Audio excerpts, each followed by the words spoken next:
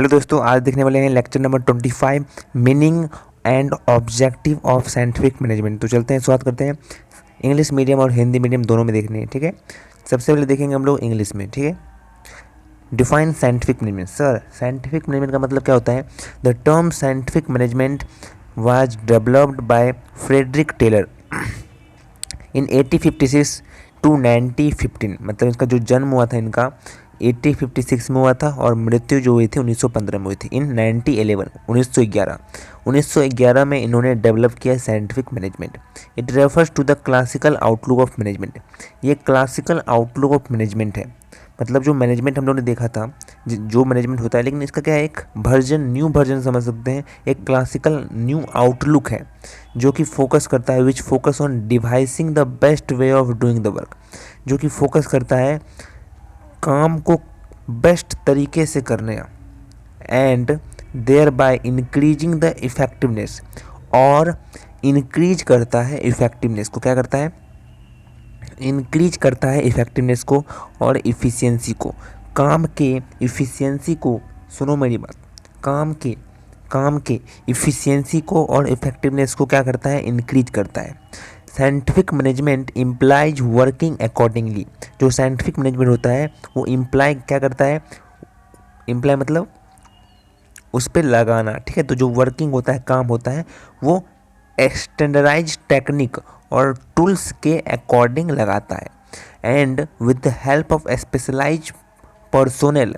साथ ही साथ स्पेशलाइज मतलब एक स्पेसिफिक पर्सोनेल के मदद से, so as to improve the quantity, improve करता है क्वांटिटी को, साथ ही साथ क्वालिटी को। किसके क्वालिटी को और किसके क्वांटिटी को? प्रोडक्ट के क्वालिटी को और प्रोडक्ट के क्वांटिटी को। And the same time reducing the cost, और वही सेम टाइम क्या करता है? कॉस्ट को रिड्यूस करता है। सर, इंक्रीज किसको करता है? इंक्रीज करता है effectiveness and efficiency of work, और डिक्रीज करता है कॉस्ट को। साइंटिफिक मैनेजमेंट को हम लोग is also known as Taylorism कहते हैं, क्योंकि ये एफ डब्ल्यू टेलर जी के द्वारा साइंटिफिक मैनेजमेंट फाउंड किया गया था। इसीलिए इसे हम लोग टेलरिज्म भी कहते हैं। आइए दोस्तों, वैज्ञानिक प्रबंध को परिभाषित करें। वैज्ञानिक प्रबंध शब्द 1911 में फ्रेडरिक टेलर, एफ.डब्ल्यू. टेलर, जो कि 1856 से 1915 तक उनका लाइफ था, उनके द्वारा विकसित किया गया था। यह प्रबंधन के शास्त्रीय दृष्टिकोण को संदर्भित करता है, जो काम करने के सर्वोत्तम तरीकों को तैयार करने पर ध्यान केंद्रित करता है। जो काम है उसको करने के सर्वोत्तम तरीकों को तैयार करने पर ध्यान केंद्रित करता है। इस तरह काम की जो प्रभावशीलता है और दक्षता है उसको वो बढ़ाता है। वैज्ञानिक प्रबंधन का तात्पर्य मानकीकृत तकनीकों और उपकरणों के अनुसार और विशेष कर्मियों की मदद से काम करना है।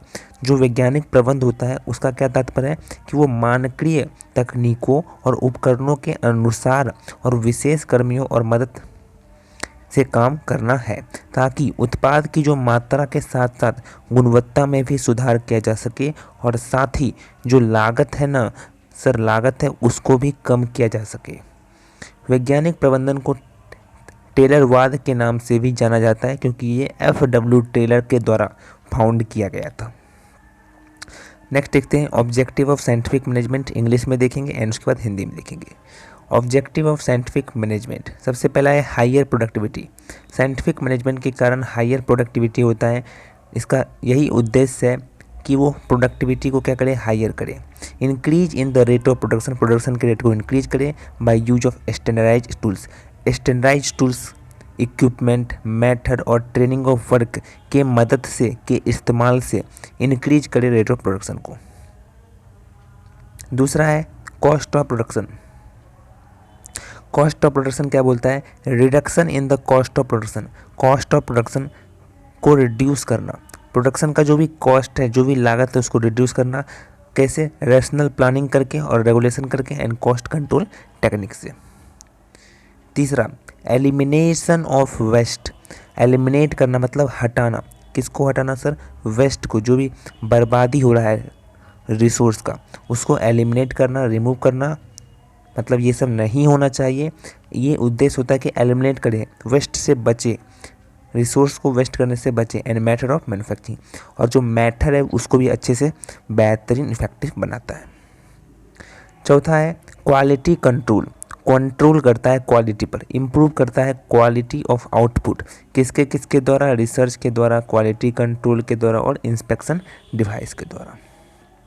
उसके बाद है right man for right work, सही आदमी के लिए सही काम एक सही आदमी को दिया जाता है, मतलब उसके कैपेसिटी के अनुसार, उसके स्किल, नॉलेज, एबिलिटी के अनुसार उस व्यक्ति को वही काम दिया जाता है।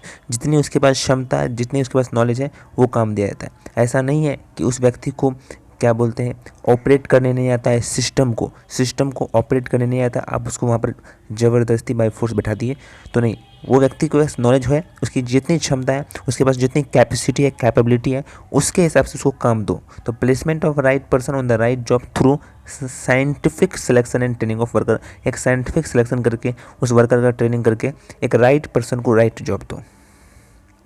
अगला क्या कहता है, इंसेंटिव वेजेज, वेजेज जो है वो इंसेंटिव दो, मतलब relative wage payment to the effectiveness of the worker, efficiency of worker, worker के इफिशियंसी पर वेजेज दो, वेजेज को दो जितना इफिशियंसी उसमें।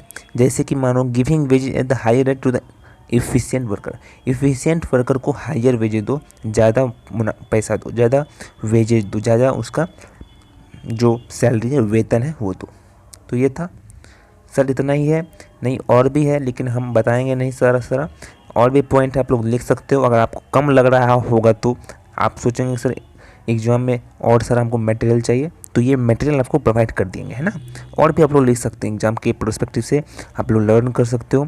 मैंने तो केवल 6 पॉइंट बताया बेहतरीन ढंग से, ठीक है। अगर आपको ज़्यादा मटेरियल की ज़रूरत होगी तो यहाँ पर PDF ऑलरेडी अवेलेबल है, ठीक है। आपको तो PDF अवेलेबल करा दिया जाएगा टेलीग्राम चैनल पर, लिंक डिस्क्रिप्शन में दिया है। एक बार क्या कीजिए, फटाफट से लाइक कीजिए, उसके बाद हम लोग हिंदी में देखते हैं और सेशन को एंड करेंगे, ठीक है।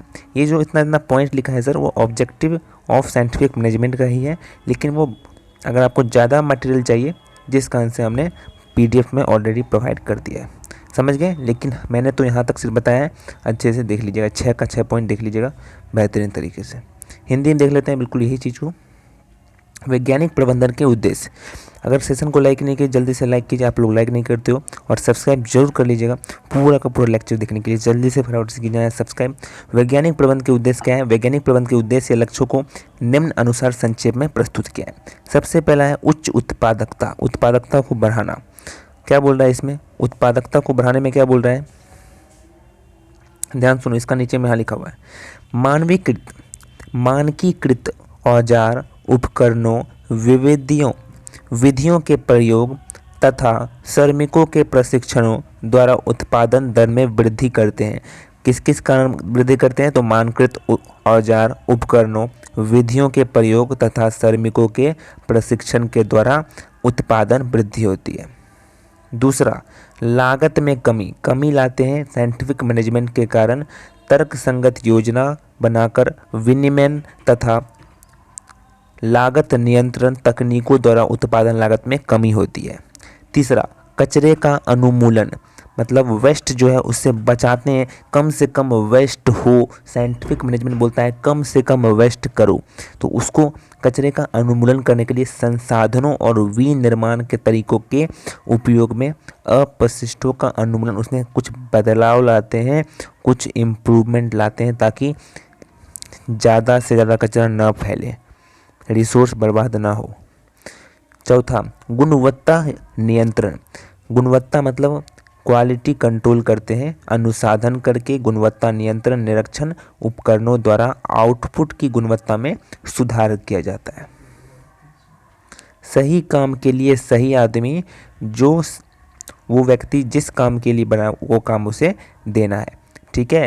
एग्जाम्पल में बताया था कि सिस्टम ऑपरेट करने नहीं आता है, अगर हम उसे बाय फोर्स उसे वर्क को हायर करते हैं तो सही नहीं होगा। तो सही काम के लिए सही आदमी, श्रमिकों के वैज्ञानिक चयन और प्रशिक्षण के माध्यम से सही नौकरियां पर सही व्यक्तियों की नियुक्ति करे।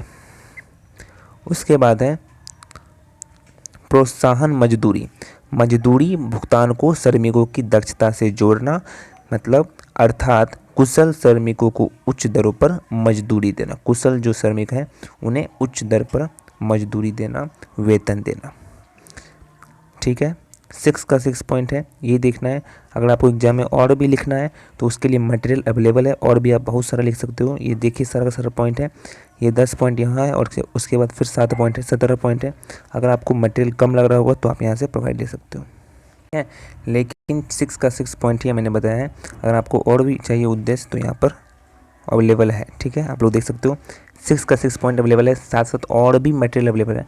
आप लोग इतना भी लिख सकते हो अगर एग्जाम में आपका कम पड़ रहा होगा तो। ठीक है, टेलीग्राम चैनल पर ज्वाइन कर दीजिएगा। इसका जो पीडीएफ है आपको मिलेगा हमारे टेलीग्राम चैनल पर, लिंक डिस्क्रिप्शन में दिया है। फटाफट से जाइए टेलीग्राम चैनल पर ज्वाइन कीजिए, इसका जो पीडीएफ है आपको वहीं पर मिल जाएगा।